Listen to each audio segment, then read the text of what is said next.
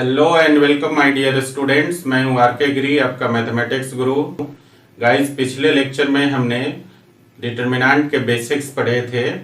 आज हम लोग कुछ टॉपिक्स कवर करेंगे, जिसमें से मेन रूप से है आपका minors, cofactors, properties of cofactors, elementary operations, और ये है आपका प्रॉपर्टीज ऑफ डिटर्मिनेंट। ठीक है गाइस, इसमें से हम लोग ये जो तीन टॉपिक है आपके minors, cofactors, properties of cofactors and elementary operations, ये जो चार टॉपिक्स हैं ये हम लोग ऑलरेडी मैट्रिसेज में पढ़ चुके हैं। ठीक है ना, तो हम लोग इसको बहुत ही शॉर्टकट में एक बार हम लोग रिवाइज कर लेते हैं, ताकि इसका यूज अगर डिटर्मिनेंट में होता है तो हमसे किसी प्रकार की कोई गलती ना हो। ठीक है गाइस, तो देखिए माइनर्स क्या होता है। किसी भी एलिमेंट का जो माइनर होता है, उस एलिमेंट से पास होने वाला रो और कॉलम को डिलीट करने के बाद जो डिटर्मिनेंट की वैल्यू मिलती है वो इस एलिमेंट का माइनर कहलाता है। ये हम लोग ऑलरेडी मैट्रिक्स में पढ़ चुके हैं। सो गाइस, यहाँ पर हम लोग एक ऐसा कर लेते हैं, एक हम लोग डिटर्मिनेंट ले लेते हैं, लेट कर लेते हैं। देखिए लेट डिटर्मिनेंट, और इसको डेल्टा से डिनोट कर दिया, और इसमें एलिमेंट ले लेते हैं A B C D E F G H I. ठीक है ना, ये हमारे पास थर्ड ऑर्डर का डिटर्मिनेंट है। हम एक दो एलिमेंट का माइनर निकाल कर आपको दिखाते हैं। ठीक है ना, और आपको रिवाइज हो जाएगा। ठीक है, चलिए तो देखिए यहाँ पर जो पहला एलिमेंट है ए, मतलब R1 का फर्स्ट एलिमेंट ए है। अगर ए का माइनर निकालना है तो हम लोग इसका लोकेशन पहले देखते हैं। लोकेशन क्या है, फर्स्ट रो और फर्स्ट कॉलम का है, तो माइनर को हम लोग लिखेंगे M11, लिखेंगे ना। और ए से पास होने रो कॉलम को हटा दीजिए, तो देखिए ये हट गया और ये हट गया, तो बचेगा क्या आपके पास, बचेगा EH F I, ये बचा। और जब इसको आप सॉल्व कर देंगे, इसकी जो वैल्यू आएगी वो ए का माइनर M11 की वैल्यू हो जाएगी। तो गाइज यहाँ पर देखिए ई में आई से गुना करेंगे तो ये हो जाएगा EI, और माइनस H में F से गुना करेंगे तो HF। क्लियर है। यहाँ पर हमने क्या किया, माइनर निकालने के लिए किसी भी एलिमेंट का माइनर निकालना है तो आप उस एलिमेंट से पास होने वाला रो कॉलम को हटा दीजिए, उसके बाद जो एलिमेंट्स बचे उसके डिटर्मिनेंट का वैल्यू उस एलिमेंट का माइनर होता है। क्लियर है ना। चलिए एक दो और निकाल लेते हैं हम लोग। देखिए यहां पर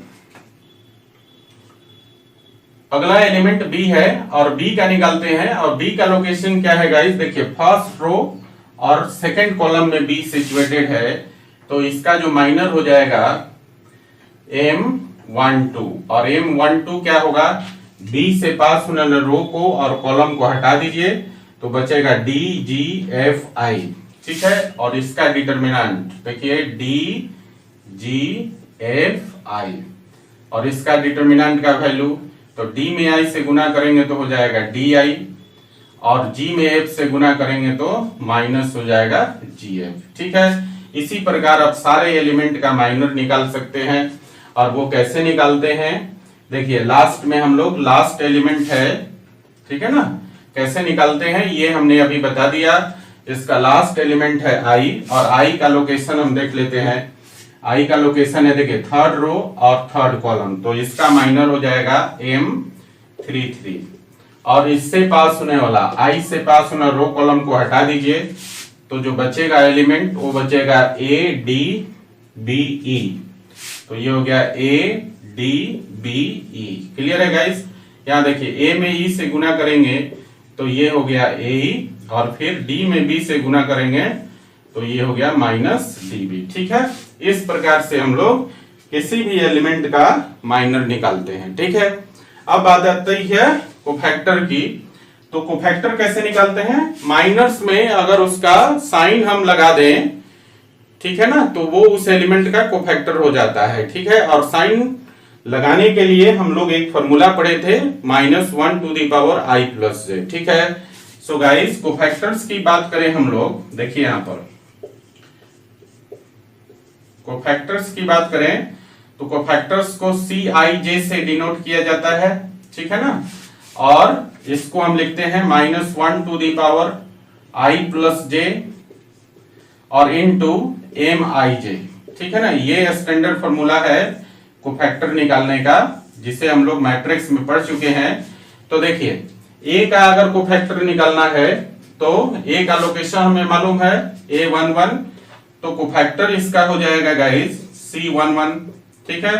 और इसको क्या लिखेंगे -1 टू दी पावर 1 प्लस 1 और इंटू M11, माइनर के साथ उसका साइन लगा देंगे तो उस एलिमेंट का कोफैक्टर निकल जाएगा। तो देखिए यहां ध्यान दीजिए, -1 टू दी पावर 1 प्लस 1 कितना हो जाएगा 2 हो जाएगा, तो -1 के पावर 2 तो आपका हो गया 1, ठीक है ना, पॉजिटिव हो गया। और M11 का वैल्यू हम लोग निकाल चुके हैं वहां पर, तो देखिए ये हो गया EI और माइनस हो गया HF, क्लियर। तो इसका फाइनल वैल्यू हो गया EI माइनस HF, क्लियर। तो इस प्रकार हम लोग A का कोफैक्टर निकाल लिया, ठीक है ना। अब हम लोग देखिए B का कोफैक्टर निकालना है और B का लोकेशन था आपका क्या 1 2 और इसका माइनर था M12, ठीक है ना।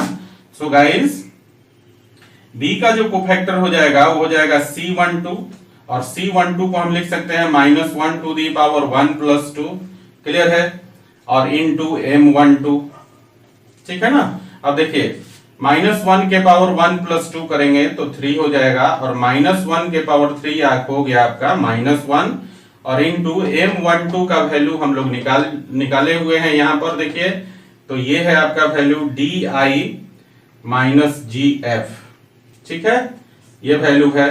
सो गाइस -1 से गुना करेंगे तो यहाँ पर जो नेगेटिव वाला टर्म है वो पॉजिटिव हो जाएगा और पॉजिटिव वाला टर्म आपका नेगेटिव हो जाएगा, तो वैल्यू हो जाएगा GF और माइनस हो गया DI, ठीक है।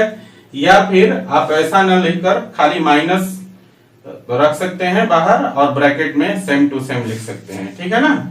चलिए इसी प्रकार से हम और भी आगे सारे एलिमेंट का कोफैक्टर निकाल सकते हैं।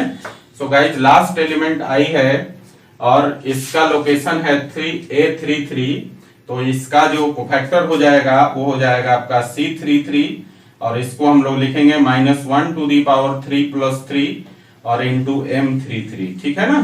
देखिए -1 के पावर 3 प्लस 3 करेंगे तो 6 हो जाएगा, तो -1 के पावर 6 जो होगा वो +1 हो गया आपका, पॉजिटिव हो जाएगा। और M33 का वैल्यू हम ऑलरेडी निकाल चुके हैं, यहाँ पर देखिए AE और -DB, ठीक है ना। और 1 से गुना करेंगे तो कोई फर्क नहीं पड़ेगा, तो ये हो गया AE माइनस DB, क्लियर है। तो इस प्रकार गाइस हम माइनर्स और कोफैक्टर्स को निकालते हैं, क्लियर है ना। इसकी चर्चा हम लोग ऑलरेडी जो है मैट्रिसेस में कर चुके हैं और अच्छी तरह से हम माइनर्स और कोफैक्टर्स निकालना सीख चुके हैं, ठीक है। यहाँ पर जस्ट एक रिवीजन करवा रहा हूं आपसे, ताकि डिटरमिनेंट में अब किसी प्रकार की गलती माइनर्स और कोफैक्टर्स को लेकर ना हो आपको, ठीक है। चलिए इसको थोड़ा सा लिख लीजिए, फिर हम लोग आगे चर्चा करते हैं प्रॉपर्टीज ऑफ कोफैक्टर्स की, ठीक है ना। तो गाइस चलिए हम लोग देखते हैं प्रॉपर्टीज ऑफ कोफैक्टर्स हमने क्या क्या पढ़ा था। तो गाइस देखिए कोफैक्टर्स की प्रॉपर्टीज में हमने पढ़ा था पहला प्रॉपर्टी P1 कर दीजिए इसको, ठीक है ना। तो पहला जो प्रॉपर्टी पढ़ा था कि किसी भी रो या किसी भी कॉलम, ये R1 है या C1 है, ठीक है ना, कोई भी ले सकते हैं, किसी भी रो या किसी भी कॉलम के एलिमेंट को उसके कॉरेस्पॉन्डिंग कोफैक्टर से मल्टीप्लाई करके ऐड करेंगे तो डिटरमिनेंट की वैल्यू मिल जाता है, ठीक है ना। तो देखिए जो पहला प्रॉपर्टी था वो ये था, अगर हम R1 लेते हैं, ठीक है ना, तो यहां पर लिख देते हैं when R1 is taken, अगर R1 आप लेते हैं तो R1 का जो एलिमेंट है वो है आपका, R1 के एलिमेंट को सिंबॉलिक फॉर्म में यहां पर लिखेंगे। तो देखिए इसको लिखते हैं हम लोग A11 लिखते हैं ना, A11, इसको लिखते हैं हम लोग A12 और इसको हम लोग लिखते हैं A13, ठीक है, ये सिंबॉलिक फॉर्म है। तो R1 को हम लोग लेते हैं तो R1 का एलिमेंट देखिए A11 और इसका कोरेस्पॉन्डिंग कोफैक्टर क्या हो जाएगा C11, फिर प्लस दूसरा एलिमेंट है A12 और इसका कोरेस्पॉन्डिंग कोफैक्टर हो जाएगा C12 और फिर प्लस तीसरा एलिमेंट है आपका A13 और इसका कोरेस्पॉन्डिंग कोफैक्टर हो जाएगा C13 और ये वैल्यू किसका देता है डिटरमिनेंट का वैल्यू देता है। ठीक है ना, एक बार फिर से समझिए कि कोफैक्टर्स की जो पहली प्रॉपर्टी होती है वो ये होती है कि आप किसी रो या किसी भी कॉलम के एलिमेंट्स को लेते हैं तो उस रो या कॉलम के एलिमेंट्स का उसके कोरेस्पॉन्डिंग कोफैक्टर्स के साथ मल्टीप्लाई करके ऐड कर देंगे तो आपको डिटरमिनेंट की वैल्यू मिल जाती है। ओके गाइस, चलिए इस तरह से आप जैसे इसमें 3 रो और 3 कॉलम है, थर्ड ऑर्डर का डिटरमिनेंट है, तो आप 6 कंडीशंस निकाल सकते हैं और इसे आप लोग बखूबी निकाल कर मुझे सेंड किया था। ठीक है ना, मैं एक बार सिर्फ रिवीजन करवा रहा हूं आपको। ठीक है, तो इसके इस तरह के 6 केसेज आप बना सकते हैं। ठीक है ना, और 6 केसेज आप निकाल सकते हैं। क्लियर है गाइस। दूसरी इसकी प्रॉपर्टी मैंने आपको बताया था, P2 कर दीजिए, ये P1 था, ये P2 हो गया दूसरी प्रॉपर्टी। और दूसरी प्रॉपर्टी में मैंने कहा था कि किसी भी रो या कॉलम के एलिमेंट्स में अनदर रो या अनदर कॉलम के एलिमेंट्स का जो कोफैक्टर को मल्टीप्लाई करके ऐड करेंगे तो वैल्यू हो जाता है 0। एक बार फिर से समझिए, मैंने कहा था कि किसी रो का एलिमेंट अगर लेते हैं या फिर किसी कॉलम का एलिमेंट लेते हैं, गाइज आप जिस रो के एलिमेंट्स को लेते हैं, ठीक है ना, कोफैक्टर्स आपको दूसरे रो के एलिमेंट्स का चूज करना होता है। ठीक है, जैसे मान लीजिए कि आप R1 का एलिमेंट्स लेते हैं तो कोफैक्टर्स आपको या तो R2 का लेना पड़ेगा या फिर कोफैक्टर आपको R3 का लेना पड़ेगा। ठीक है ना, इसी प्रकार से अगर मान लीजिए कि एलिमेंट हम C1 का लेते हैं तो कोफैक्टर्स हमको या तो C2 का लेना पड़ेगा या कोफैक्टर्स हमको C3 का लेना पड़ेगा। ठीक है ना, इसका मतलब यह है कि जिस भी रो या कॉलम के एलिमेंट्स को हम लेते हैं, कोफैक्टर्स हम अनदर रो या कॉलम के एलिमेंट्स का लेते हैं। ठीक है ना, और जब उनको मल्टीप्लाई करके ऐड करते हैं आप तो उसकी वैल्यू क्या हो जाती है 0 हो जाती है। ठीक है गाइस, तो इसके अनुसार तो कोई एक हम लिखते हैं, बाकी आप लोग ऑलरेडी निकाल कर मुझे सेंड कर चुके हैं। ठीक है, आपको अच्छी तरह आता भी है। ठीक है, ये तो सिर्फ मैं आपको रिवीजन करवा रहा हूं।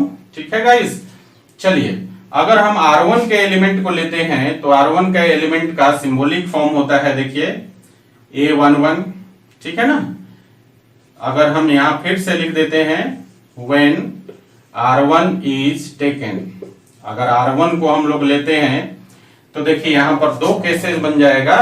R1 का एलिमेंट लेंगे, R2 का कोफैक्टर ले सकते हैं, फिर R1 का एलिमेंट लेंगे, R3 का कोफैक्टर्स ले सकते हैं।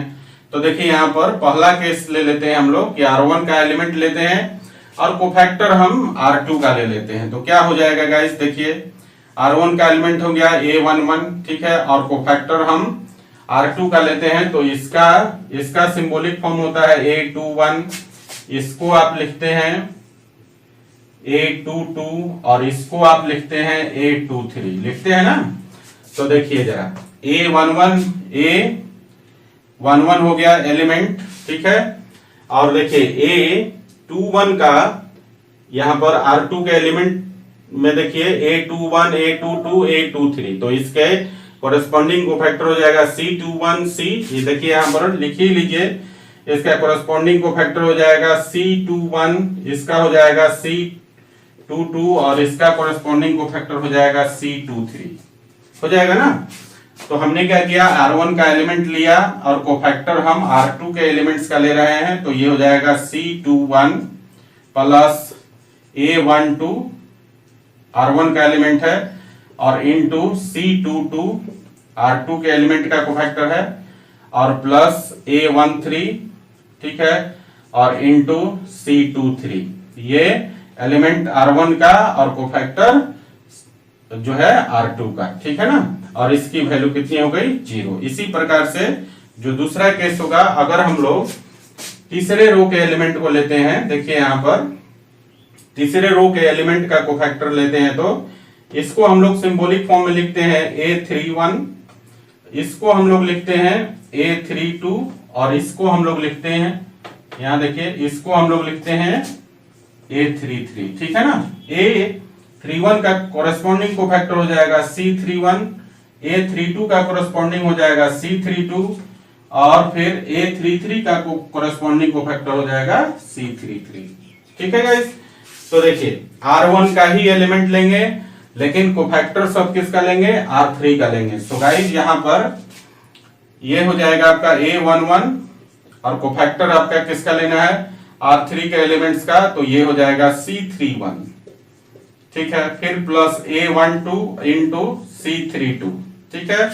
फिर आपका हो जाएगा A13 इंटू C33, क्लियर है गाइस। और इसकी वैल्यू भी हो जाएगी 0, ठीक है ना। और इसमें देखिए एक रो के लिए 2 ऑप्शन बनता है, तो 3 रो के लिए 6 ऑप्शन बनेगा। इसी तरह 3 कॉलम्स है तो उसके लिए और 6 केसेस डेवलप होंगे, ठीक है ना। तो कुल मिलाकर इसमें 6 और 6 12 केसेस बनेंगे, ठीक है। और ये ऑलरेडी आप लोग मुझे करके सेंड कर चुके हैं, ठीक है ना। सो गाइज इसमें जो है जब आप लोग सेकेंड प्रॉपर्टी की बात करते हैं तो इसमें 12 केसेस बनते हैं, जबकि पहली प्रॉपर्टी की बात करते हैं तो इसमें 6 केसेस बनते हैं, ठीक है ना। तो ये था आपका प्रॉपर्टीज ऑफ कोफैक्टर्स, ठीक है ना। चलिए इसको लिख लीजिए। तब हम लोग आते हैं एलिमेंट्री ऑपरेशन पर, उसका भी एक बार रिवीजन कर लेंगे, उसके बाद हम लोग पढ़ेंगे properties of determinants. Okay guys, चलिए इसको लिखिए। तो गाइस अब हम लोग थोड़ा सा पढ़ेंगे किसके बारे में, एलिमेंट्री ऑपरेशन के बारे में। तो देखिए एलिमेंट्री ऑपरेशन 2 प्रकार का होता है, ये आप लोग ऑलरेडी पढ़ चुके हैं मैट्रिसेज में।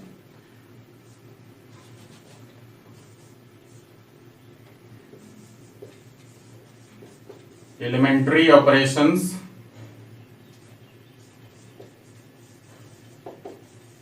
और मैंने बताया था आपको कि एलिमेंट्री ऑपरेशंस 2 प्रकार का होता है।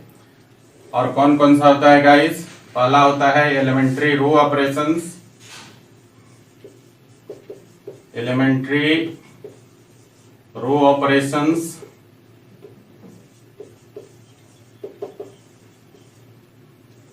एंड दूसरा होता है एलिमेंट्री कॉलम ऑपरेशंस, ठीक है ना।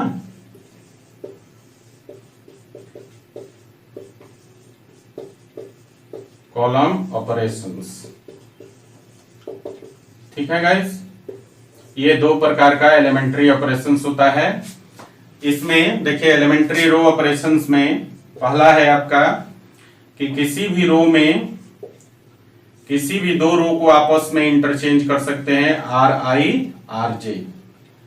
RI और डबल एरो RJ लिखते हैं, ठीक है। दूसरा ऑपरेशन था कि किसी भी रो के एलिमेंट को आप किसी कांस्टेंट से मल्टीप्लाई कर सकते हैं, तो RI और यहां पर सिंगल एरो, ठीक है ना, arrow K into RI, clear है। और तीसरा इसमें हमने पढ़ा था कि किसी भी रो के एलिमेंट को किसी कांस्टेंट से मल्टीप्लाई करके, ठीक है, किसी अनदर रो के एलिमेंट्स में आप उसको जोड़ सकते हैं या घटा सकते हैं। ओके गाइस, तो जो तीसरा ऑपरेशन था और ये था आपका RI, और यहां पर देखिए RI plus minus K into RJ, ठीक है।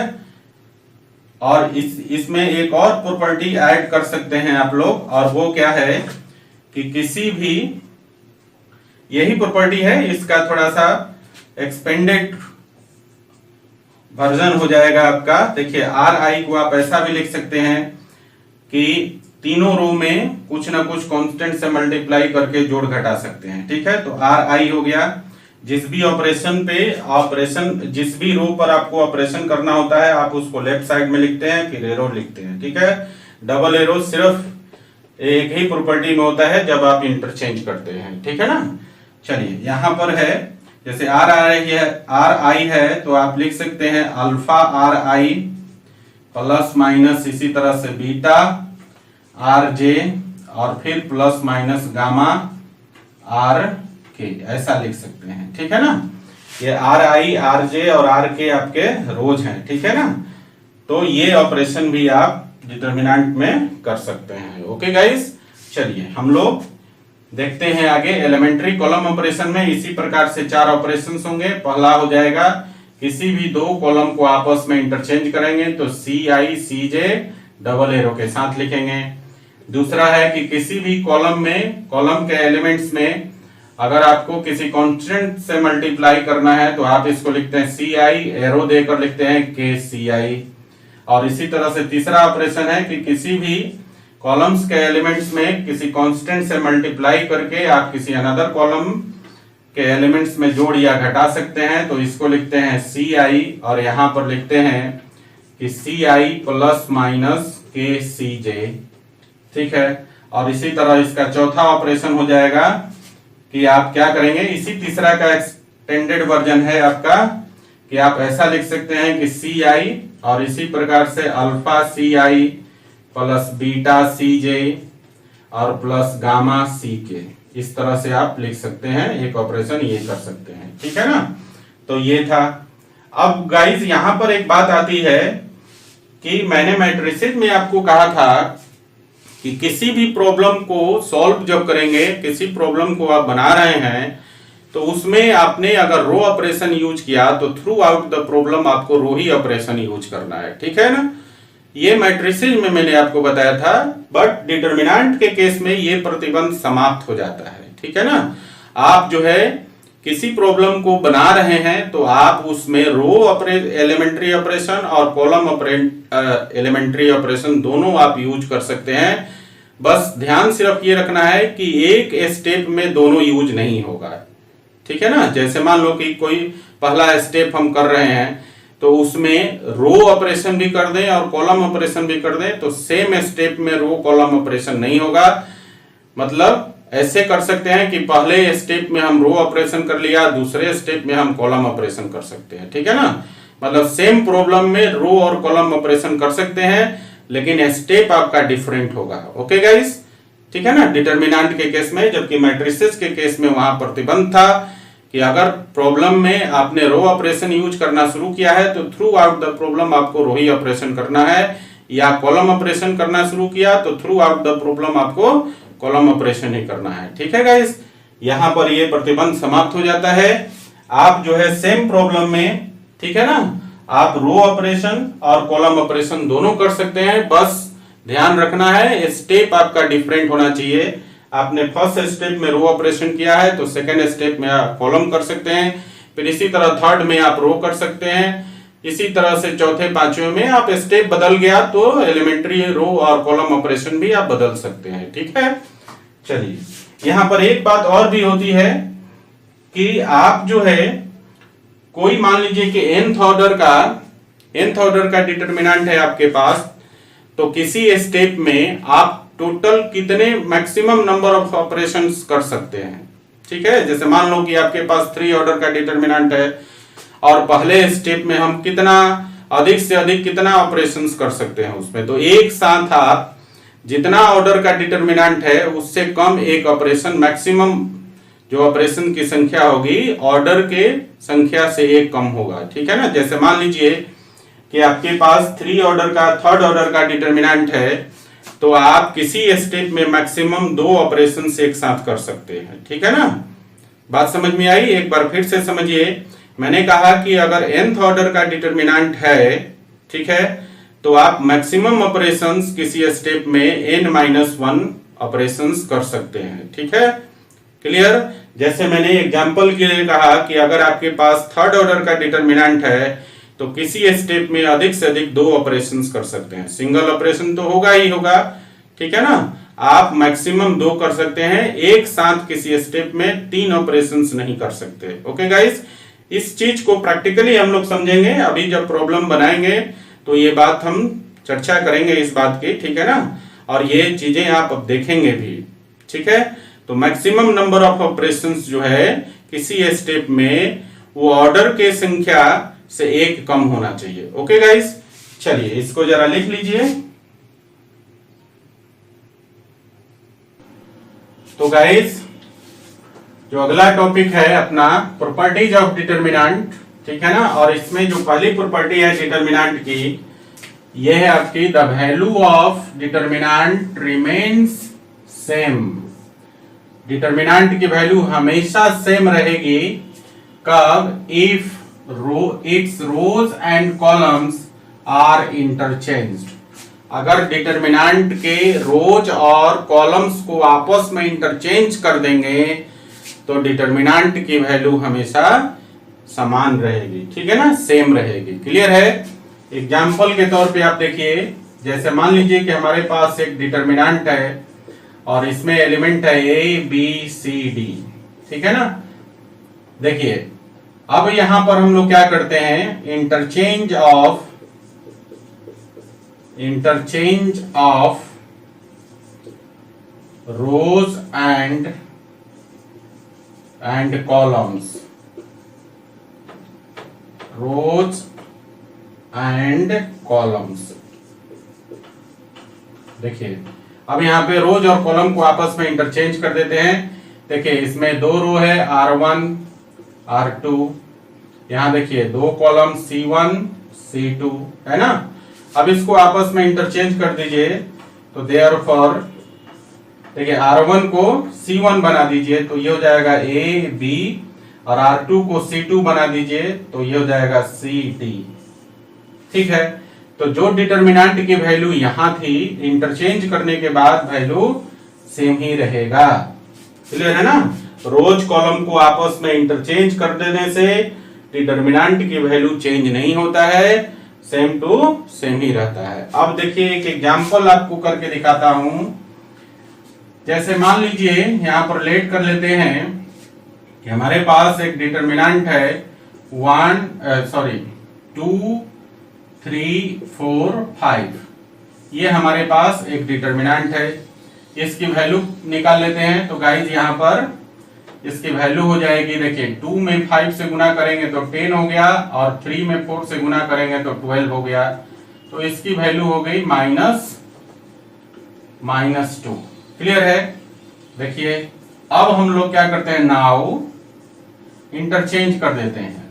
नाउ इंटरचेंज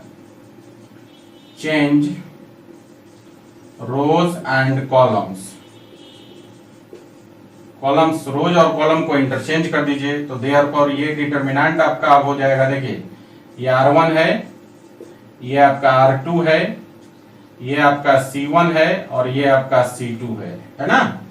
तो देखिए रोज को कॉलम्स बना दीजिए या कॉलम्स को रोज बना दीजिए, ठीक है ना। तो देखिए यहाँ पर आपका हो जाएगा 2 4 है रो में, तो इसको कॉलम बना देते हैं तो 2 4 हो गया। और यहाँ देखिए सेकेंड रो में जो है आपका 3 5 है, इसको हम सेकेंड कॉलम बना देते हैं, 3 5 बना देते हैं, ठीक है ना। अब इसकी वैल्यू निकालते हैं, देखिए जरा ध्यान से। 2 में 5 से गुना करेंगे तो आपका 10 हो गया, और यहाँ देखिए 4 में 3 से गुना करेंगे तो आपका 12 हो गया। सो गाइस 10 में से 12 को घटाएंगे -2, ठीक है ना। अब देखिए तो जरा यहाँ 1 से और 2 से आपने क्या देखा, डिटर्मिनेंट की वैल्यू तो सेम ही रहती है, ठीक है ना। जो हमने लिया था उसका वैल्यू -2 था, और रो कॉलम को इंटरचेंज करने के बाद जो वैल्यू आई वो भी आई -2। क्लियर है? तो आप समझ गए कि डिटर्मिनेंट में रोज और कॉलम को आपस में इंटरचेंज कर देने से, ठीक है ना, क्या होगा, डिटर्मिनेंट की वैल्यू नहीं बदलती है, सेम रहती है। ओके गाइस, चलिए नेक्स्ट क्वेश्चन, नेक्स्ट प्रॉपर्टी है आपका दूसरा प्रॉपर्टी।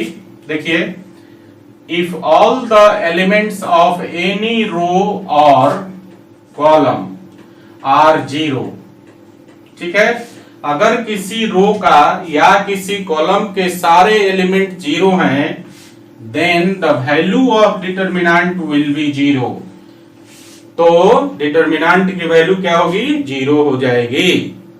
एक बार फिर से समझिए, मैंने कहा कि डिटर्मिनेंट के किसी रो के सारे एलिमेंट या किसी कॉलम के सारे एलिमेंट अगर 0 हैं तो डिटर्मिनेंट की वैल्यू हो जाएगी 0, ठीक है।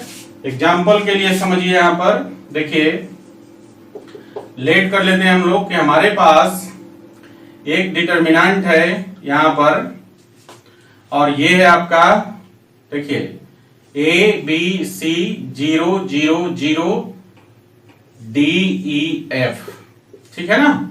यहां पर आप क्या देखते हैं कि C2 का सारा एलिमेंट क्या है, जीरो है, तो इस डिटर्मिनेंट का वैल्यू हो जाएगा जीरो। ठीक है ना। अब देखिए C2 के अलोंग अगर एक्सपेंड करेंगे तो आपको क्या मिलता है, यहां मैं करके दिखा देता हूं। C2 के अलोंग ही एक्सपेंड करेंगे, ठीक है ना। तो देखिए पहला एलिमेंट है जीरो और इसका साइन होता है नेगेटिव, तो जीरो के साथ माइनस प्लस कुछ भी रखिए कोई फर्क नहीं पड़ता है, तो ये हो गया जीरो। और जीरो इससे पास होने रो कॉलम को आप हटा दीजिए तो देखिए क्या बचेगा, बी सी ई एफ बचेगा। फिर दूसरा एलिमेंट फिर से जीरो और जीरो के साथ प्लस माइनस साइन कोई मायने नहीं रखता है, ठीक है ना।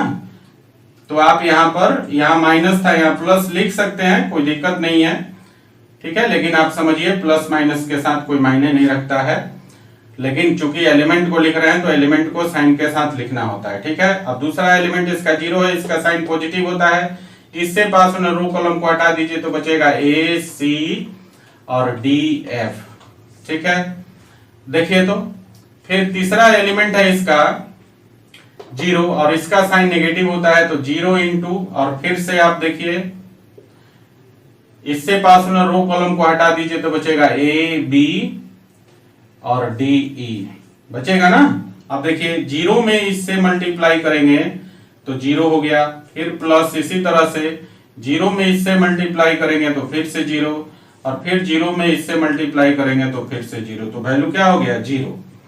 तो मैंने जो प्रॉपर्टी बताई वो क्या कि किसी भी रो या कॉलम के सारे एलिमेंट अगर जीरो हों तो डिटर्मिनेंट का वैल्यू जीरो हो जाता है। इसी प्रकार हम लोग एक और एग्जांपल देख सकते हैं, फिर से लेट कर लीजिए कि हमारे पास एक डिटर्मिनेंट है, देखिए यहां पर A B C D E F और जीरो जीरो जीरो, ठीक है ना। यहां पर देखिए R3 के सारे एलिमेंट्स क्या हैं, जीरो हैं, तो इसी प्रकार R3 के लॉन्ग भी सॉल्व करेंगे तो वैल्यू क्या हो जाएगा, जीरो।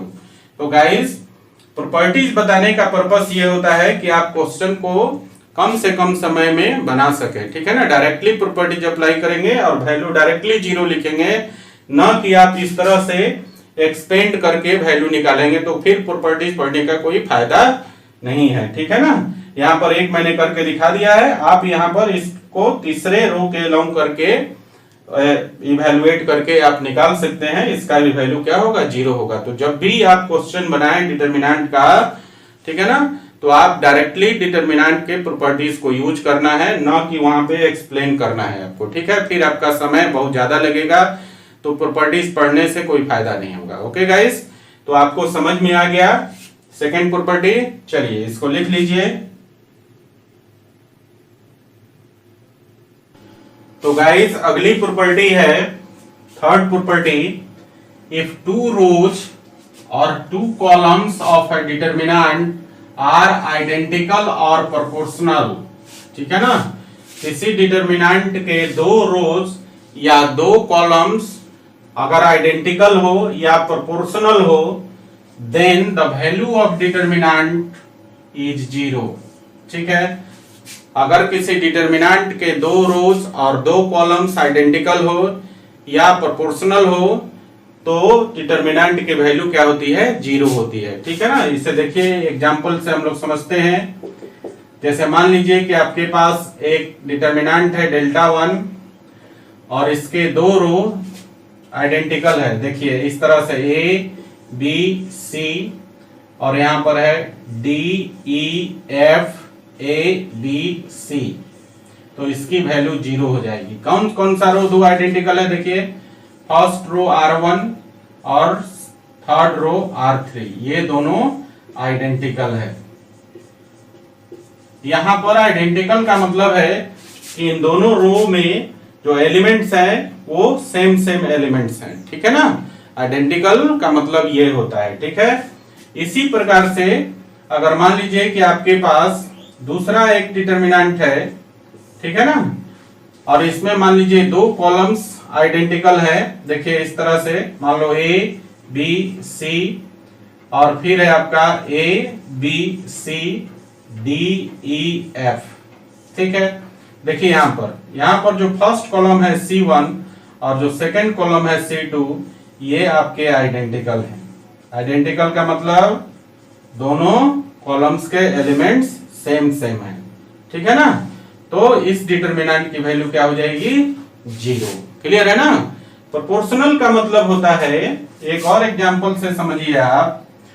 आइडेंटिकल का मतलब समझ में आ गया। प्रोपोर्शनल का मतलब है कि किसी रो के एलिमेंट्स जो है किसी अनदर रो के एलिमेंट के प्रोपोर्शनल है, ठीक है ना। जैसे उसको कैसे हम लोग समझते हैं, जैसे मान लो कि आपके पास एक डिटरमिनेंट है, लेट कर लीजिए डेल्टा 3, और यहां पर इस तरह है 1 2 3, और फिर है 4 5 6, और यहां पर है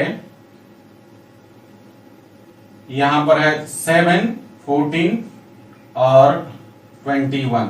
तो देखिए यहां पर जो R1 है आपका, और यहां जो R3 है, R1 जो है R3 के प्रोपोर्शनल है। प्रोपोर्शनल का मतलब ये हुआ कि इनके कॉरेस्पॉन्डिंग एलिमेंट्स का अगर डिवीजन करते हैं, ठीक है ना, रेशियो निकालते हैं, तो सेम रेशियो आता है। जैसे देखिए पहला एलिमेंट R1 का और पहला एलिमेंट R3 का, तो कितना हो जाएगा 1/7। दूसरा एलिमेंट देखिए यहां पर 2/14 है ना, 1/7 हो गया। दूसरा एलिमेंट है 2/14, देखिए सेकंड एलिमेंट जो है 2 और इसका सेकंड एलिमेंट 14, इसको कटा देंगे तो फिर से वैल्यू कितना आ जाएगा 1/7। और तीसरा एलिमेंट देखिए 3 है फर्स्ट रो का, और थर्ड रो का तीसरा एलिमेंट 21 है, फिर ये कट जाएगा तो कितना वैल्यू आएगा 1/7। तो आप क्या देख रहे हैं कि दोनों रो के कॉरेस्पॉन्डिंग एलिमेंट्स का जो रेशियो है वो इक्वल आता है। तो प्रोपोर्शनल का मतलब ये है कि किसी भी दो रो को हम प्रोपोर्शनल तब बोलते हैं जब दोनों रो के कॉरेस्पॉन्डिंग एलिमेंट्स का जो रेशियो हो वो सेम आए, ठीक है। तो ऐसे केस में डिटरमिनेंट की वैल्यू क्या हो जाती है, 0 हो जाती है। क्लियर है गाइस। तो ये था आपका प्रॉपर्टीज नंबर 3। एक बार फिर से देख लीजिए। If two rows or two columns of a determinant are identical or proportional, then the value of determinant is 0। Clear है ना। आइडेंटिकल का मतलब कि किसी दो रो में कॉरेस्पॉन्डिंग एलिमेंट्स जो है इक्वल होने चाहिए, सेम सेम होने चाहिए। और प्रोपोर्शनल का मतलब ये हुआ कि किसी भी दो रो या किसी भी दो कॉलम्स के कॉरेस्पॉन्डिंग एलिमेंट्स का जो रेशियो है वो इक्वल होना चाहिए, ठीक है ना। अगर ये दो केसेज हैं किसी डिटरमिनेंट में, तो उस डिटरमिनेंट की वैल्यू क्या हो जाएगी, 0 हो जाएगी। Okay guys. चलिए जो नेक्स्ट प्रॉपर्टी है 4th नंबर, इसमें कह रहा है इफ टू रोज और two columns of a determinant are interchanged, अगर डिटरमिनेंट के किसी भी दो रो को या फिर किसी दो कॉलम्स को आपस में इंटरचेंज कर दीजिएगा, then the value of determinant is changed by its sign। तो डिटरमिनेंट की वैल्यू उसके साइन से चेंज हो जाएगी। मान लीजिए कि आपके पास कोई डिटरमिनेंट है जिसको सॉल्व करते हैं, इवैल्यूएट करते हैं, उसका साइन पॉजिटिव आता है, उसके वैल्यू का साइन पॉजिटिव आता है। लेकिन जब आप दो रोज को आपस में इंटरचेंज कर देंगे तो वैल्यू वही रहेगा, साइन उसका पॉजिटिव से नेगेटिव हो जाएगा, ठीक है ना। इसी प्रकार से किसी भी दो कॉलम्स को भी आपस में इंटरचेंज कर देंगे और पहले वैल्यू इवैल्यूएट करने के बाद आपने पॉजिटिव पाया था, तो दो कॉलम्स को आपस में इंटरचेंज कर देने के बाद उसका वैल्यू क्या हो जाएगा, नेगेटिव हो जाएगा, ठीक है ना। वैल्यू वही रहेगा, सिर्फ साइन जो है चेंज हो जाएगा, ठीक है। अगर मान लीजिए कि पहले आपका साइन नेगेटिव था और इंटरचेंज करने के बाद साइन क्या हो जाएगा, पॉजिटिव हो जाएगा, ठीक है। जैसे देखिए आप एग्जांपल से समझिए इसको। मान लीजिए कि आपके पास एक डिटरमिनेंट है, ठीक है ना, डेल्टा 1, और यहां पर है ए बी सी डी, ठीक है गाइस। तो देखिए यहां इसको जब हम लोग सॉल्व करेंगे तो क्या लिखेंगे, डेल्टा ही रहने दीजिए, ठीक है ना। एक डिटरमिनेंट है डेल्टा, इसके एलिमेंट है ए बी सी डी। ए में डी से गुना करेंगे ए डी हो जाएगा, और सी में बी से गुना करेंगे माइनस बी सी हो जाएगा, ठीक है। अब हम क्या करते हैं, R1 और R2 को इंटरचेंज कर लेते हैं, ठीक है। तो इसके लिए कौन सा ऑपरेशन हम लोग लिखते हैं, इस तरह से R1 R2 को इंटरचेंज करना है तो R1 और डबल एरो लिखकर R2 लिखेंगे। इसका मतलब है कि R1 के जगह R2 हो जाएगा और R2 के जगह R1 हो जाएगा। तो चलिए चेंज कर लेते हैं। देखिए जरा, यहां पर वैल्यू क्या आया था इसका, इंटरचेंज करने के बाद जो डिटरमिनेंट होगा देख लीजिए जरा, अब हो जाएगा आपका, देखिए यहां पर अब ये R1 है, अब क्या हो जाएगा, इंटरचेंज करेंगे तो R2 हो जाएगा। तो अब हो जाएगा C D और R2 के जगह अब हो जाएगा R1, तो यहां हो जाएगा A B। ठीक है गाइस, अब जरा इसका वैल्यू निकालते हैं। इसको आप 1 मान लीजिए, ठीक है ना। देखिए यहां पर C में B से गुना करेंगे तो आपका वैल्यू हो जाएगा BC, और फिर माइनस है A में D से गुना करेंगे तो हो जाएगा AD। तो गाइज यहाँ पर माइनस कॉमन ले लीजिए तो ये हो जाएगा AD माइनस BC। ठीक है, ये आपका दूसरा हो गया। तो देखिए, तो यहाँ पर वैल्यू पहले केस में जब हमने रोज को आपस में इंटरचेंज नहीं किया था तो इस केस में वैल्यू था AD माइनस BC। क्लियर। और अब हमने दोनों रो को आपस में इंटरचेंज कर दिया तो अब वैल्यू हो गया माइनस AD माइनस BC। तो क्या देखा आपने कि जब हम लोग दो रो को आपस में इंटरचेंज करते हैं तो डिटरमिनेंट का साइन, ठीक है ना, चेंज हो जाता है। अगर माइनस था तो प्लस हो जाएगा, प्लस था तो माइनस हो जाएगा। इसी प्रकार से आप किसी दो कॉलम्स को भी आपस में इंटरचेंज करेंगे तो डिटरमिनेंट की वैल्यू वही रहेगी, सिर्फ साइन उसका चेंज हो जाएगा। क्लियर है गाइस। चलिए इसको लिख लीजिए।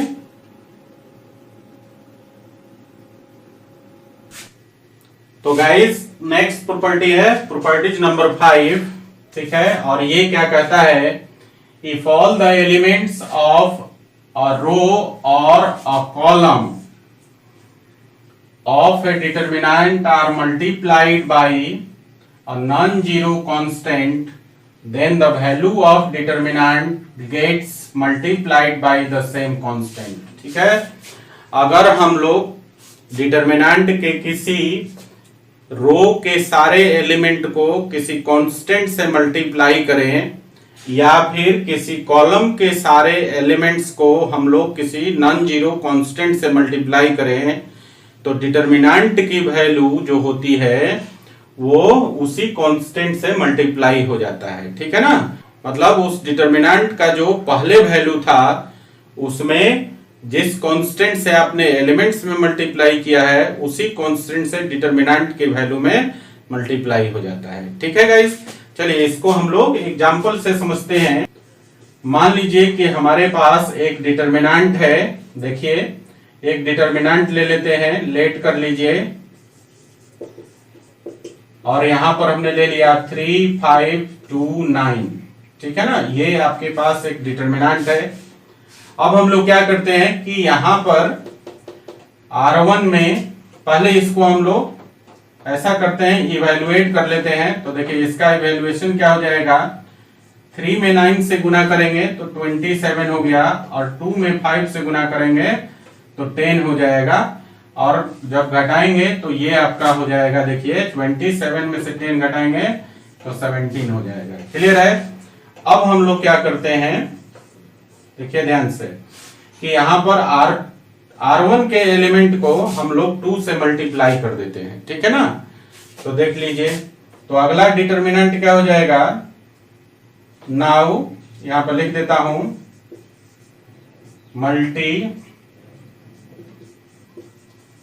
multiply the elements of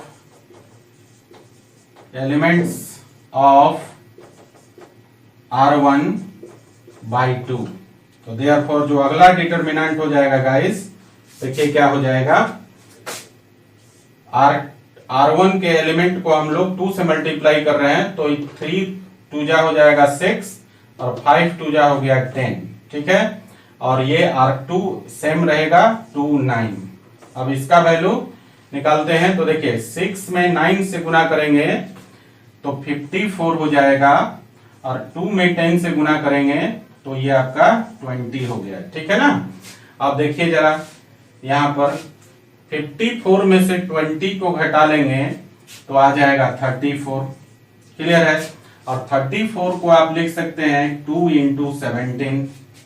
ठीक है, ठीक है ना। इसको असल में ऐसा कर लेते हैं कि इसको डेल्टा 1 मान लेते हैं, इसको डेल्टा 2 मान लेते हैं।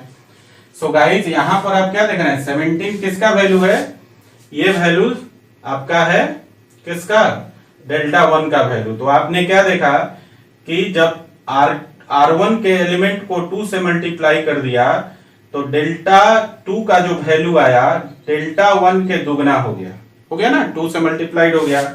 सो गाइज यहाँ पर हम लिख सकते हैं कि जो डेल्टा 2 का वैल्यू है वो 2 इंटू डेल्टा 1 हो गया ना। तो हमारी प्रॉपर्टी यहाँ पर प्रूफ हो जाती है, और प्रॉपर्टी क्या था, if all the elements of a row or a column of a determinant are multiplied by a non-zero constant, then the value of determinant gets multiplied by the same constant। ठीक है, मतलब किसी determinant के किसी रो या columns के element को किसी नॉन जीरो कांस्टेंट से आप मल्टीप्लाई करते हैं तो डिटर्मिनेंट का वैल्यू भी उसी कांस्टेंट से मल्टीप्लाई हो जाता है। और यहाँ पर हमने एग्जांपल के थ्रू समझा, डेल्टा 1 लिया था और इसको सॉल्व करके हमने वैल्यू 17 निकाला था। ठीक है, अब हमने उसके बाद क्या किया कि R1 के एलिमेंट्स को 2 से मल्टीप्लाई कर दिया। उसके बाद जो डिटर्मिनेंट बना हमारा उसकी वैल्यू कितनी आ गई, 34, जिसको हम लिख सकते हैं 2 इंटू 17, और 17 जो वैल्यू था वो डेल्टा 1 का था। सो गाइस डेल्टा 2 का जो वैल्यू हुआ 2 से मल्टीप्लाई करने के बाद, R1 में 2 से मल्टीप्लाई करने के बाद जो ये डेल्टा 2 डिटर्मिनेंट बना था इसकी जो वैल्यू आ गई कितना, 2 into the value of determinant delta 1। Clear है। तो इस प्रकार हमने प्रॉपर्टीज नंबर 5 को समझा। गाइज अगला जो प्रॉपर्टी है, प्रॉपर्टीज नंबर 6 जो है वो है if all the elements of any row और एनी कॉलम, ठीक है, of a determinant are the sum of 2 और मोर टर्म्स। मान लीजिए कि किसी डिटर्मिनेंट का कोई भी रो और कॉलम के एलिमेंट 2 या 2 से अधिक टर्म्स का सम है, तो then it is expressed as the sum of 2 और मोर डिटर्मिनेंट। तो आप उस डिटर्मिनेंट को 2 या 2 से अधिक डिटर्मिनेंट के सम में एक्सप्रेस कर सकते हैं। ठीक है, जैसे आप देखिए यहाँ पर एग्जांपल से समझिए इस बात को। जैसे मान लीजिए कि हमारे पास एक डिटर्मिनेंट है डेल्टा, और यहां पर है a प्लस एक्स, देखिए b प्लस वाई और c प्लस जेड, और यहां है d e f g h i। ये आपके पास थर्ड ऑर्डर का एक डिटर्मिनेंट है। इसमें आप क्या देख रहे हैं, जो C1 है वो दो टर्म्स का सम है ना। तो इस डिटर्मिनेंट को हम लोग 2 डिटर्मिनेंट के सम में एक्सप्रेस कर सकते हैं, ये प्रॉपर्टी है हमारी। तो देयरफॉर हम इसी को ऐसा भी लिख सकते हैं कि डेल्टा का वैल्यू अब क्या हो जाएगा, देखिए पहले में क्या करेंगे कि फर्स्ट एलिमेंट को लिखेंगे, ठीक है ना। तो A B C, फिर हो जाएगा D E F, और फिर हो जाएगा G H I। ठीक है, और दूसरा जो डिटर्मिनेंट बनेगा वो हम सेकेंड एलिमेंट को लेकर बनाएंगे। तो देखिए ये है X Y Z, फिर है D E F और G H I। क्लियर है गाइस। तो आपने क्या देखा कि यहां पर 2 डिटर्मिनेंट बन गया, ये आपका डेल्टा 1 हो गया और ये आपका डेल्टा 2 हो गया। ठीक है, सो गाइस हमने क्या देखा कि जब यहां पर C1 के जो एलिमेंट्स थे, 2 एलिमेंट्स का सम था, 2 टर्म्स का सम था, तो इसको हमने इस डिटर्मिनेंट को डेल्टा को 2 डिटर्मिनेंट के टर्म में एक्सप्रेस कर दिया, और ये हो गया आपका delta is equal to delta 1 plus delta 2। ठीक है, तो एक बार मैं फिर से आपको बता देता हूं, जो 6 नंबर प्रॉपर्टी है वो कहता है कि if all the elements of any row or column of a determinant are the sum of 2 और more terms, then it is expressed as the sum of 2 और मोर डिटर्मिनेंट। ठीक है, इसका मतलब है गाइज कि किसी डिटर्मिनेंट में किसी रो में 2 या 2 से अधिक टर्म्स का सम है, या किसी कॉलम में 2 या 2 से अधिक टर्म्स का सम है, तो उस डिटर्मिनेंट को 2 या 2 से अधिक डिटर्मिनेंट्स के सम में आप एक्सप्रेस कर सकते हैं। ठीक है ना। और यहाँ हमने एग्जाम्पल में आपको करके दिखाया है गाइस, तो आपको समझ में आ गया होगा। चलिए इसको लिख लीजिए। तो गाइस अगली प्रॉपर्टी है प्रॉपर्टीज नंबर 7, और प्रॉपर्टीज नंबर 7 क्या कहता है, the value of determinant remains same under the operations. और ये जो दो ऑपरेशंस है इसकी चर्चा अभी हमने एलिमेंट्री ऑपरेशन में किया कि ऐसा आप कर सकते हैं, ठीक है ना।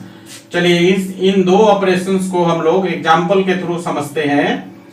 देखिए यहाँ पर मैंने एक डिटरमिनेंट ले लिया डेल्टा 1, और इसको जब इवैल्यूएट करेंगे तो देखिए इसकी वैल्यू क्या आएगी, a में d से गुना करेंगे तो हो जाएगा AD, और फिर b में c से मल्टीप्लाई करेंगे तो हो जाएगा आपका BC, ठीक है। AD माइनस BC हो गया इसका वैल्यू, ठीक है ना। वैल्यू भी कर सकते हैं, अदरवाइज इसको ऐसे ही रहने देते हैं। चलिए नाउ अब हम लोग क्या करते हैं कि इन दोनों में से कोई एक ऑपरेशन परफॉर्म करके मैं आपको दिखाता हूं।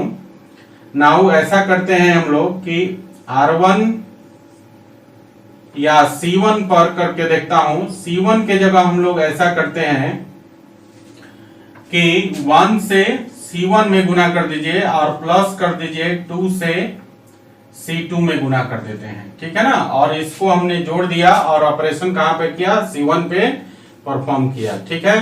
तो देखिए क्या हो जाएगा गाइस, तो जो अगला डिटरमिनेंट बनेगा वो आपका बन जाएगा, इसको ले लेते हैं डेल्टा 2, और यहाँ पे हमने क्या किया कि C1 में 1 से गुना करके और C2 में 2 से गुना करके C1 पे जोड़ना है। तो देखिए यहाँ पर C2 में 2 से गुना करेंगे तो 2B और 2D हो जाएगा, और इसको फिर से C1 के एलिमेंट्स में जोड़ देना है।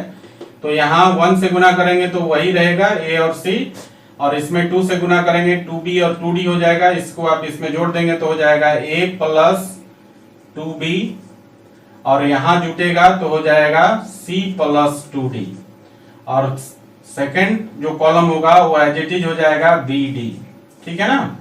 अब इसकी वैल्यू हम लोग निकाल कर देखते हैं। तो सबसे पहला चीज कि यहाँ पर आप क्या देख रहे हैं कि जो C1 है वो दो टर्म्स का सम है, और दो टर्म्स का सम है तो आप इसको दो डिटरमिनेंट के सम में एक्सप्रेस कर सकते हैं। इसकी प्रॉपर्टी हमने अभी चर्चा की है। तो गाइस इसको हम लिख सकते हैं, पहले एलिमेंट के लिए लिखेंगे तो ये हो जाएगा ACBD, ठीक है ना। और फिर आप सेकेंड एलिमेंट के लिए लिखेंगे तो दूसरा हो जाएगा आपका 2B 2D और यहाँ पर BD, ठीक है ना। अब देखिए जरा यहाँ ध्यान से, ये आपका इसको आप सॉल्व करेंगे तो ये हो जाएगा AD और माइनस BC हो जाएगा ना।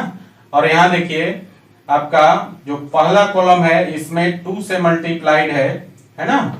यहाँ ध्यान से समझिए, जो फर्स्ट कॉलम है इसका यहाँ पर प्रत्येक एलिमेंट इस कॉलम का 2 से मल्टीप्लाइड है, तो गाइस 2 को आप कॉमन ले सकते हैं, ठीक है। और यहाँ पर क्या हो जाएगा अब आपका BD और फिर यहाँ पर BD। आप देख रहे हैं कि यहाँ पर C1 और C2 ये दोनों कैसा हो गया, आइडेंटिकल हो गया, आइडेंटिकल हो गया। और मैंने अभी बताया था कि जब किसी भी डिटरमिनेंट के दो रो या दो कॉलम आइडेंटिकल हो जाए तो उसकी वैल्यू हो जाती है 0। तो गाइस ये हो जाएगा AD माइनस BC और प्लस 2 इंटू 0, तो इसकी वैल्यू तो 0 हो गई। सो गाइस यहाँ पर आप देख रहे हैं AD माइनस BC हो गया। तो आपने क्या देखा कि यहाँ पर जो डेल्टा 1 का वैल्यू था और यहाँ पर ये ऑपरेशन करने के बाद जो डेल्टा 2 का वैल्यू आया ये दोनों सेम है, AD minus BC AD minus BC।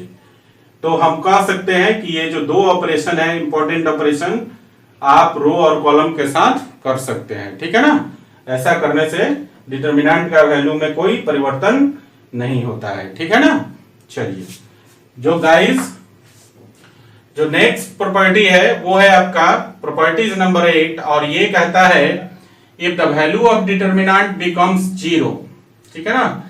Determinant की वैल्यू अगर 0 हो जाती है और किस पर, at x is equal to a पर, ठीक है ना, किसी पॉइंट पर डिटरमिनेंट की वैल्यू अगर 0 हो जाती है then x minus a is a factor of that determinant, ठीक है। एक तरह से आप बोल सकते हैं डिटरमिनेंट का ये फैक्टर थ्योरम है, ठीक है ना। कि x is equal to a पर इस डिटर्मिनेंट की वैल्यू 0 हो गई, तो x माइनस a जो है इस डिटर्मिनेंट की आपकी क्या हो जाएगी, एक फैक्टर होगी। ठीक है, इसके लिए हमने एक एग्जांपल लिया है। देखिए यहाँ पर एक एग्जांपल है डेल्टा, और इसमें एलिमेंट है 1 प्लस एक्स, 2 प्लस एक्स और 3 प्लस एक्स। इधर है 4 5 6 7 8 9। ठीक है, देखिए अब यहां ध्यान से आप समझिए, at x is equal to अगर हम लोग 6 ले लेते हैं तो देखिए क्या हो जाता है। इसको लिखेंगे 1 प्लस 6, फिर 2 प्लस 6 और 3 प्लस 6। ठीक है, और ये हो जाएगा आपका 4 5 6 और ये हो जाएगा 7 8 9। ठीक है ना, अब जरा इनको जोड़ दीजिए तो 1 प्लस 6 कितना हो जाएगा 7, 2 प्लस 6 हो जाएगा 8 और 3 प्लस 6 हो जाएगा 9 और ये हो गया 4 5 6। ठीक है, और यहां देखिए 7 8 9। ठीक है, यहां फिर से देखिए आप ध्यान से, ये C1 और C3 ये दोनों कॉलम क्या हो गया, आइडेंटिकल हो गया, आइडेंटिकल हो गया, और आइडेंटिकल हो गया दो कॉलम, तो क्या हो जाएगा, इस डिटर्मिनेंट की वैल्यू हो गई 0। तो आपने क्या देखा गाइस कि इस डिटर्मिनेंट की value x is equal to 6 पर 0 हो गई। ठीक है ना, तो हम बोल सकते हैं दैट इज x माइनस 6 जो है is a factor of the determinant, factor of the determinant delta. Clear है ना, फिर से एक बार समझ लीजिए। प्रॉपर्टीज नंबर 8 कहता है if the value of determinant becomes 0 at x is equal to a then x minus a is a factor of that determinant. ठीक है, मतलब कि अगर किसी डिटर्मिनेंट की वैल्यू x के किसी पर्टिकुलर वैल्यू पर 0 हो जाए तो x minus that value is the factor of that determinant. ठीक है, एक तरह से मैंने कहा कि डिटर्मिनेंट का ये फैक्टर थ्योरम है, और यहाँ एग्जांपल में हमने आपको करके दिखाया। ये अपने पास एक डिटर्मिनेंट था, x इज इक्वल टू 6 पर इसकी वैल्यू कितनी आ गई, 0 आ गई। सो गाइज हम बोल सकते हैं x माइनस 6 जो होगा इस डिटर्मिनेंट डेल्टा का एक फैक्टर है। ओके, चलिए इसको लिख लीजिए जरा।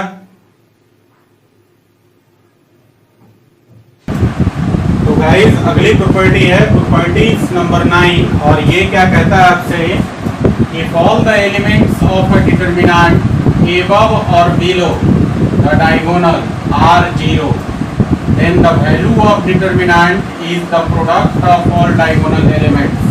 कह रहा है कि किसी डिटर्मिनेंट में डायगोनल के ऊपर और डायगोनल के नीचे वाले एलिमेंट्स, जितने भी एलिमेंट्स है ये सब का सब अगर 0 है तो डिटर्मिनेंट का वैल्यू क्या होगा, डायगोनल एलिमेंट के प्रोडक्ट के बराबर होगा। ओके गाइस, देखिए एग्जांपल से समझिए इसको। जैसे मान लीजिए कि हमारे पास एक डिटर्मिनेंट है डेल्टा, और ये है आपका 1 0 0 0 2 0 और यहाँ देखिए 0 0 3। ये हमारे पास एक डिटर्मिनेंट है डेल्टा, ये आपका इसमें डायगोनल है। ठीक है ना, आप देखिए डायगोनल के ऊपर वाले सारे एलिमेंट्स 0 हैं, डायगोनल के नीचे वाले सारे एलिमेंट्स 0 है, तो इस डिटर्मिनेंट की जो वैल्यू हो जाएगी डायगोनल एलिमेंट्स का प्रोडक्ट हो जाएगा, that is 1 into 2 into 3, therefore 1 into 2 into 3 will be equal to 6।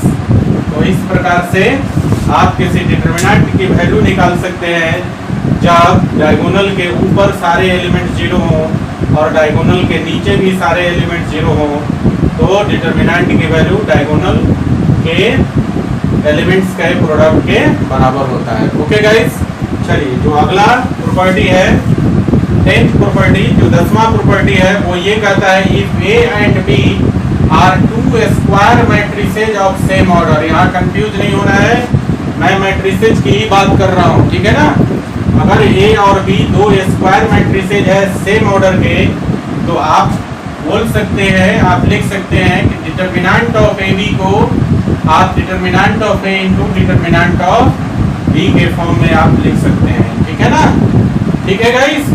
तो इस प्रकार से ये ओवरऑल 10 प्रॉपर्टीज थी डिटर्मिनेंट की। इसकी प्रैक्टिस आप अच्छा से करेंगे, क्योंकि वीडियो लंबा हो जाएगा अगर हम लोग एक्स्ट्रा एग्जाम्पल्स आज करते हैं तो, ठीक है ना। तो आपका काम है कि ये जो प्रॉपर्टीज मैंने पढ़ाया डिटर्मिनेंट की प्रॉपर्टी, इसकी प्रैक्टिस अच्छा से करेंगे आप, ठीक है ना। इसको एकदम दिमाग में सेट कर लेना है। नेक्स्ट क्लास में हम लोग प्रॉपर्टीज पर बेस्ड सारे एग्जाम्पल्स करेंगे। ओके गाइस, चलिए इसको लिख लीजिए। एक बात और भी मैं बताना चाहता हूँ कि अगर आपको किसी डिटर्मिनेंट का वैल्यू इवैल्यूएट करना है तो आप उसी रो या कॉलम के लॉन्ग इवैल्यूएट करेंगे जिस रो में ज़्यादा से ज़्यादा जीरो हो, ठीक है ना।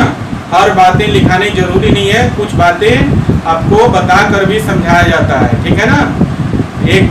एक बार फिर से इसको समझ लीजिए। मैंने कहा कि अगर किसी डिटर्मिनेंट की वैल्यू निकालनी है आपको, तो आपको क्या करना है कि आप उस डिटर्मिनेंट का इवैल्यूएशन उसी रो और कॉलम के लॉन्ग करेंगे जिसमें ज़्यादा से ज़्यादा जीरो हो। ऐसा करने से होगा क्या कि उसकी वैल्यू आसानी से निकल जाएगी, ठीक है ना।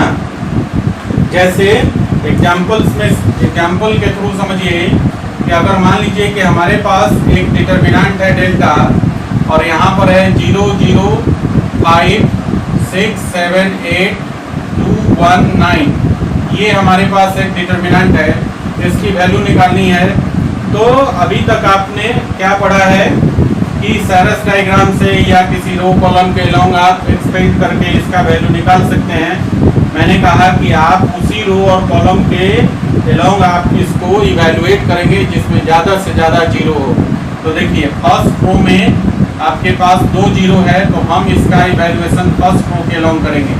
तो जनरली करते क्या है कि यहाँ देखिए ऐसे कर देते हैं और ऐसे कर देते हैं। 5 से पास में रो कॉलम को हटा दिया, 5 को लेंगे हम लोग, इन दो एलिमेंट के लॉन्ग तो जो भी वैल्यू आएगा वो जीरो हो जाएगा। तो हम इसको डायरेक्टली इस प्रकार से लिखते हैं 5 और 5 का साइन लिख देंगे तो पॉजिटिव होता है, और इससे पास में रो कॉलम को हटा दीजिए तो 6 7 2 1 इस तरह से, और डायरेक्टली निकाल सकते हैं 5 इंटू, देखिए 6 में 1 से गुना करेंगे 6 और 2 में 7 से गुना करेंगे 14, और ये आपका हो जाएगा 5 इंटू -8 और इस तरह से -14 इसका वैल्यू हो जाएगा, ठीक है ना।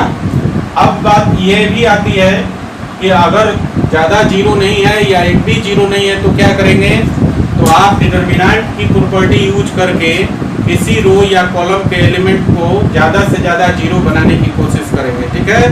जब ज़्यादा से ज़्यादा जीरो बन जाएगा देन उसके बाद आप क्या करेंगे कि उसी रो या कॉलम के लॉन्ग आप उसको एक्सपेंड कर देंगे, जैसा कि हमने यहाँ पर करके आपको दिखाया है, ठीक है गाइस।